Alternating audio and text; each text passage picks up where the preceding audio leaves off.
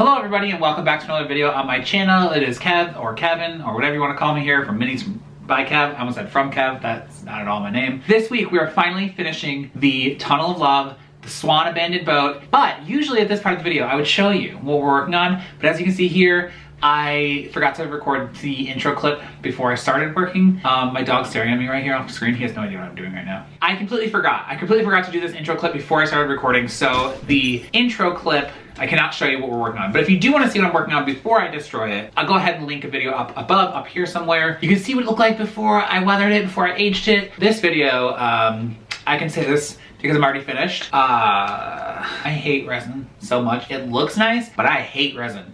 And that's all I'm gonna say. We're gonna go ahead and jump into the video so you can see why I hate resin and how it turned out. Ugh, resin. The first thing I did for the Tunnel of Love is I wanted it to look like the letters that were above it that said Tunnel of Love were there at one point and have since fallen off. So I actually got my Cricut to cut out the words Tunnel of Love, or what I knew was going to show on the diorama. I did like the exact dimensions and had it cut out. That way when I dry brushed it, as you can see here, it would be where the letters were, so that way it wouldn't be the same color. You can still kind of see like a shadow outline of the words. I do want to go on record that I read or saw online somewhere, maybe it was some YouTube channel that does dioramas, also talked about how you can use a makeup brush to do dry brushing. And if you've seen any of my past videos that involve dry brushing, I'm terrible at dry brushing. I do not like dry brushing because I'm bad at it. So I tried to do this trick to use the makeup brush instead of a paintbrush. And let me tell you, this did not work. I went to the store specifically to get this makeup brush to do this, and I hated it. This was so much worse to me than just using a paintbrush. So if any of you have any good tutorials or anything, please comment below and let me know, because I very badly need dry brushing tutorials. Here I briefly show you what it was looking like before I started to really go in with the watered down black paint and gray paint. I started with the dry paint and I was trying to dry brush it and I wasn't liking how it was looking. So I actually moved over to using like a watered down black brown paint. I don't even know what color it was, to be honest. It was like a mixture. And then I also used paper towels to kind of like try and dry out parts of it and smear it. And to be honest, I need to remind myself every project I work on, and you know, if you're aging something, I want you to remember this as well, that there is an ugly stage of every miniature, and I was feeling the ugly stage throughout this entire thing. I honestly, when I was done aging this front part with the heart, when I was done with just this, I thought, oh man, have I ruined this entire diorama? I'm gonna have to repaint this and just make it a normal diorama that's not like abandoned, because this looks terrible. I did not like it. However, I came around on it in the end, because I think that by itself it looked a little strange, but tied into everything else, once it was all aged, it looked a lot better. So if you're dealing with the ugly stage, just don't be so hard on yourself like I was. Also, once I was done aging it, I actually went in with a silver Posca pen and I hit the edges of some of the hearts to make it look like it was metal underneath it, so that you can kind of see on here how it kind of shines a little bit. And that is to try and show, like, to mimic that this was actually originally metal. So yeah, I just hit some highlights with some Posca pen around the edges. After I was done with the back part with the heart, I decided to move on to the little channel where like the water would be in a full-size Tunnel of Love, and I wanted to age it. And I wasn't sure if you were going to see much of this because I knew that I was going to be putting resin on top of it eventually, but I figured just in case you can see it, I wanted it to look run down and gross. And you do see like the sides of the channel because it's not full of resin, it only covers like half of it. So the bottom part probably wasn't necessary, but I do still like the effect it has in the end. I just don't know if that was due to the resin or if it was due to me aging it first, but I am glad I did it. For me, this was probably one of the most painful parts of this diorama because these deck pieces took me, I think, like 2 hours to do. Maybe it wasn't that long. It just feels like it was that long. I do know I watched most of the original Mad Max movie. It was the first time I'd ever seen it while doing this part. And it was a little painful to do these washes, but I do like the way it ends up looking. So sometimes we want to age things, you know, we have to get past the little bit of pain in our heart when we destroy one of our own miniatures. But then next I started working on ripping up some of these boards, which again, equally painful. But I needed the boards to look like they weren't all perfect anymore. So even though they were like weathered color-wise, they needed to look a little like torn up, because once I had put the wash over them, they do look old, but like still uniform. So I started like pushing some in, I was breaking some in half and re-gluing them, I scraped off some chunks out of stuff just to make them look a little like broke down, and like, you know, over time they had started to deteriorate and break. I realized up until this point I hadn't really discussed the fact that I wanted to do these curtain type effects at the back of the tunnel. Partially is because I don't think they actually had these in real life, but I wanted it to kind of hide the fact that this black wall that's supposed to be the innards of the Tunnel of Love doesn't actually go that far back. So these were gonna kind of help me shade the area so that way it looks like, oh, there's more behind the curtain, you know, ignore the man behind the curtain kind of situation. So I took this pink fabric that I actually bought like a fat quarter of at like Walmart, I think. As I've done in the past on previous projects, I ripped it up with my X-Acto knife and then I dipped it in my paint water because, to be honest, if you want something to look grungy and you don't really want to like manually do it, I guess, and you don't care really how it looks as long as it looks grungy, dipping in the paint water is the best success I've had because you get like, if there's any paint in that jar, you might get like a little smear of something and it discolors in certain spots and it looks irregular. And so my advice is that if you are worried about aging fabric but you want it to look really, really grungy, just dip it in your paint water and it'll look perfect. But be prepared because it will make your hands extremely, extremely dirty. If I thought that doing the deck was going to hurt my little heart because I spent so much time on it, boy, was I wrong. I didn't know what was coming because trying to age this swan was like punching myself in the face or something because I spent so much time meticulously planning out this swan, building this swan. I love her. She's beautiful. She's perfect. And when I had to take my paintbrush to her, I felt so bad. I don't know why. I mean, I know why. It's because I spent so much time on her. And, you know, when you make a miniature that you really like and then you're like, well, I need to age it for this project, but like, I feel a little bad about it. You feel bad about it. So and it also took me a really long time. It took me a really long time to age her because I kept aging it and not liking how it was looking. And the aging looked different than it did on the actual like stage of the diorama. And at first I kept getting upset about that and like kind of like wiping as much as I could off and restarting, but then I realized that it's a different material, so it would technically age differently in real life. I had a lot of emotions and feelings going on in this process. One thing I wanted to try is I wanted to try and make one of the light bulbs look like it was broken. So I took one of my 1, 2, 3 blocks, covered the bulb in this paper towel, and then I just did this. And then I thought, oh no. And then I peeled it back and I was like, oh. This crushed into dust, which was not at all my intention. I did not intend for these to be in such tiny little shards, but I figured I could use parts of it to do this where it looks like the bulb has broken. And then I also later, I believe I show that I glued some down to make it look like it broke onto the dock, and then I also threw some in the resin part just to make it look like it had shattered. Once I had glued on the shattered one, I just went ahead and dipped all of these in glue because I'd already finished aging it, and I didn't want to add them before I was done because I didn't want the water to maybe loosen up any of the glue or anything and have them fall off. So this was one of the last things I wanted to do to the front of the heart. So like I said, I dipped them in glue and then I just glued all the bulbs on. However, I noticed as soon as I glued them on that they looked way too bright and perfect and white. Because everything else had been aged and these had not, the stark whiteness of them really stood out to me. So I just went over with some washes, which again, I know I just said that I was afraid that the water might loosen up the glue. And I was a little worried about that, but I knew it needed to be done and I could glue it back on if it did fall off because it needed to be aged. So I went in first with some wet washes to try and dull them down. I ended up putting on some darker dry brushing as well to just try and darken them up a little bit. Once I was done attaching all the bulbs and knew that they weren't going to come back off, I knew it was time to attach the pink fabric so that way the curtains would be attached and the entire front of the diorama, or the heart part of the front heart part of the diorama would be completed. At this point, though, I was running into an issue. The warping had gotten really bad on this front part, as you can see here, and I needed a way that would make these unwarp a little bit, or as best as I could. So I took these little dowel rods, which are actually the internal cardboard pieces from my dog's poop bag dispenser things, and I cut them up and used them. They were the perfect strength to hold the two sides together. I also glued the battery casing to this piece of mat board that I cut to be the perfect width to go between the two layers, so that way it would hold them at a non-warp position and also just give it a little bit more strength. It was now time to glue in the heart part to the rest of the diorama so that way it was finally permanently installed, which was extremely nerve-wracking.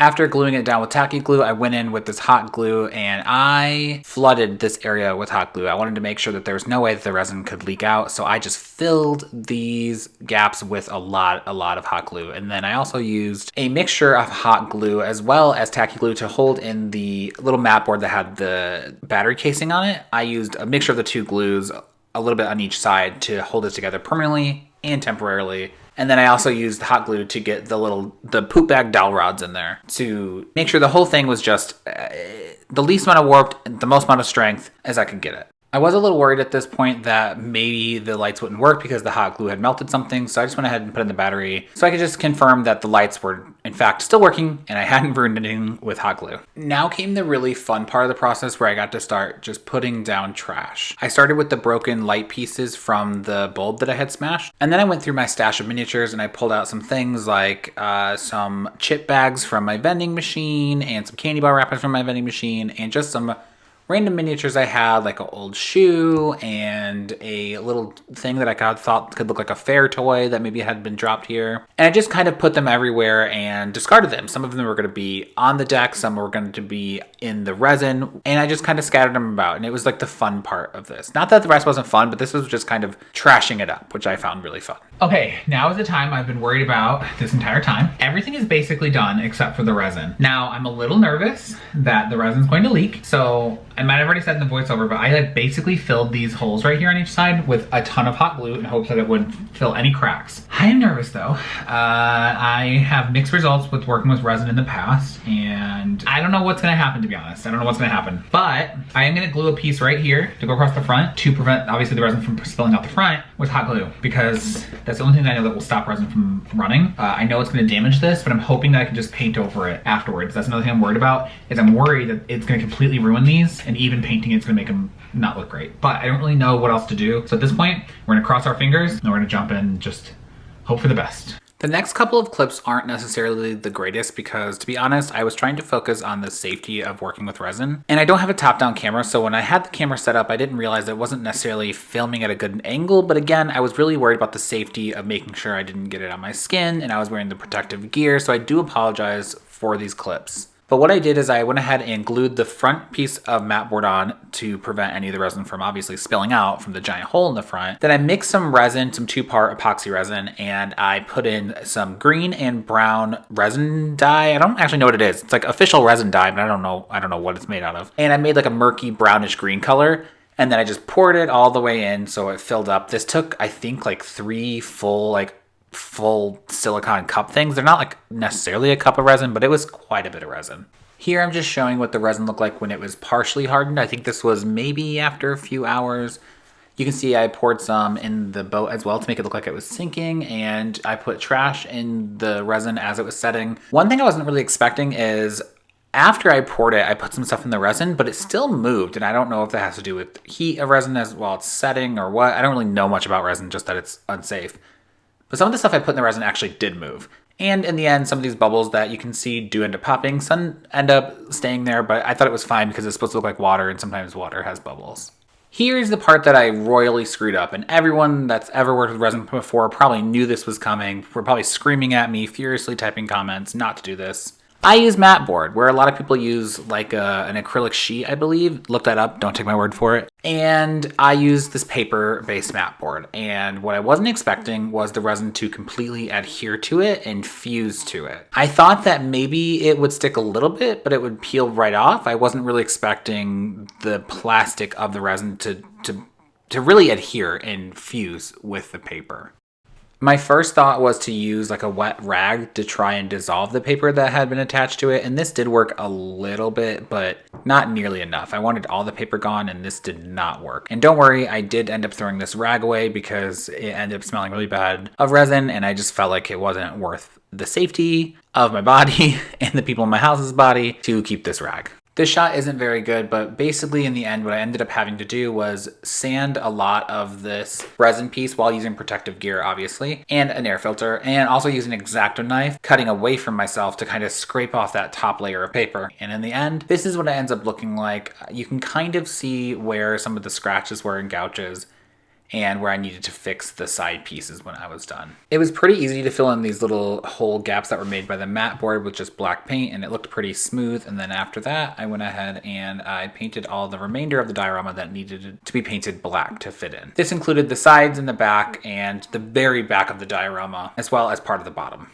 While that paint was drying, I went ahead and decided to add some moss to the diorama. I went ahead and mixed just the plain green that I had, and then I also did a mixture of this brown greenish mixture that I kind of made that were just both flocking colors, and I went ahead and just smeared them in different places where I thought moss might be growing, which included on the deck, on the swan, on the heart, just all over the place, because I like the way that moss looks in miniatures, and I wanted this to look really old, really overgrown, and just really mossy. Last but not least, to finish off this diorama, I needed to paint out the mat board pieces that would cover the innards of the back part of the diorama, the part that has the lighting and the battery case and all of that mechanical stuff. I needed to finally enclose that in. To do that, I just went ahead and measured out these pieces and cut them out. After cutting them out, I went ahead and painted them black so that way they matched all the other outward facing pieces of the diorama. I used a mixture again of hot glue as well as tacky glue to get a short-term hold and a long-term hold, and to be honest, this was a little tricky because it was warped, and the pieces I cut out to fill in these holes were very exact, so the diorama kept trying to kind of push them out, which is why I had to use the hot glue. It really was trying to reject these pieces. On both sides, it was just trying to push them out, and I had to really push them in there and like get a long chopstick in there from the inside to push it to be the right depth, and it was a little bit of a nightmare, but in the end, it worked out. Now it's time to enjoy the glamour shots.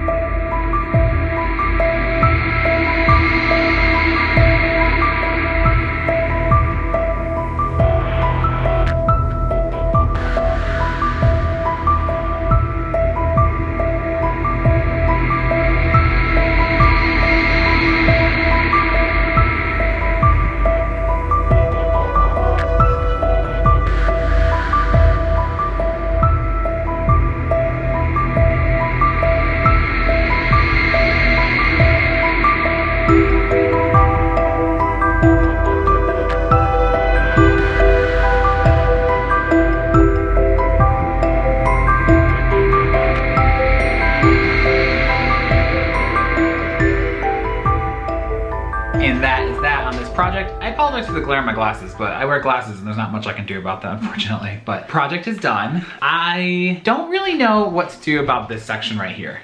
So as you can see here, when I got the paper off, it did scratch it up a little bit, but I also sanded it to get the paper off while wearing protective gear. But I'm not sure if I should try and go in and cover that with UV resin. I think I've seen people do that before to make resin clear again. You can do like a doming top coat to make it see-through. Not sure if that'll actually work. So if you've worked with resin before, comment below. Let me know if you know a way I can maybe fix this, because I don't know. My other option is I could cut out a piece of cardstock to just go over this part, and over the front to like case it in, I guess. But you won't be able to see into the resin, which I don't know if it's necessarily that big of a deal. It is what it is. I haven't decided how to finish it off yet. And I also have not closed this in because this light, it won't be an issue once I have it finished and completely set up on my bookshelf over here. But these lights, you can't really tell right now because the lighting outside, but they keep turning on by themselves. Like barely touching this, they just turned on again. While I love that they're remote controlled, I don't know if I can't even hold it. While I love that it's remote controlled, I don't know if I'd necessarily recommend these lights because of that. I think I'm like 99% sure it's the casing that the battery goes in, because the battery is loose. You can like hear it shaking in there, and it keeps like flickering on, but the thing is it flickers on, but then it stays on. So it's definitely something to do with the casing. I can't keep turning it off, it's driving me nuts. But anyway, besides finishing off the front and adding the top, it is done. I have an acrylic box. I got it for my birthday. My birthday was in February, end of February. And I got it specifically as a gift, knowing that it would be for this. I'll put it in there. Maybe at the end of my next video or something I can show you guys what it looks like. Just because I haven't completely finished it yet, technically, for all intents and purposes. It is done. And I'm very excited. I really like it. I have learned that I hate working with resin. I really like the way it looks. Like, I love the way this looks. I've done close-up shots, but like, I love the way this looks. I love that you can see the stuff floating in there, that it looks murky, it looks gross. I hate working with it. First of all, I use the protective gear, the gloves, the goggles, the mask and everything, but I hate having to get all that stuff ready and like wear it all. And then I also hate the smell of it. Like, even right now, I can still kind of smell this resin. And I did read online that Craftsmart, which is the resin brand I think that Michael sells, I think it's their like official brand, is the smelliest of resins. So it could just be that. It could just be that I got a really smelly resin, but I hate the way it smells. I hate that it still hasn't gone away. I've worked with a couple of other resins before and I don't remember them smelling this bad or staying smelly. So also like, it's a dangerous material to work with, even though it looks nice. Like it's dangerous to work with and it stinks. So I don't know, it does look good. Like I love the way it ends up looking in the project. So I've thought about working with UV resin because I know it's a little bit easier. My issue with UV resin is that it's very expensive. It's like compared to the amount you get with a 2-part mix. That's the biggest takeaway I had from this, is that resin can suck to work with. But overall, I'm really happy with this project. I had my moments of doubt. I really disliked quite a bit of what I was doing while I was doing it. But in the end, I'm quite happy with it. It's gonna go on a bookshelf over here that you never see because it's off camera. That's all for this week. The project is done. I'm moving on. It looks so tiny over there, but I have 2 desks next to each other. I'm moving on to my next project, which my next project is to finally finish the castle room. I started this so long ago. Years? I don't even know how long it's been now, to be honest. There's a lot of cat hair in here because my cat likes to sit in it. He thinks it's his castle. But I just really want to finish it. I don't have the bookshelves anymore that I originally planned to put this in, but I do know what I'm gonna do with it. And I think, personally, I think it's a cool idea. So we'll see. Castle's coming back. But that is all for this week. So if you like me or you like miniatures, make sure you hit the subscribe button below and the like button below because it really helps me out with the algorithm and whatnot. And I will see you all in my next video. Goodbye.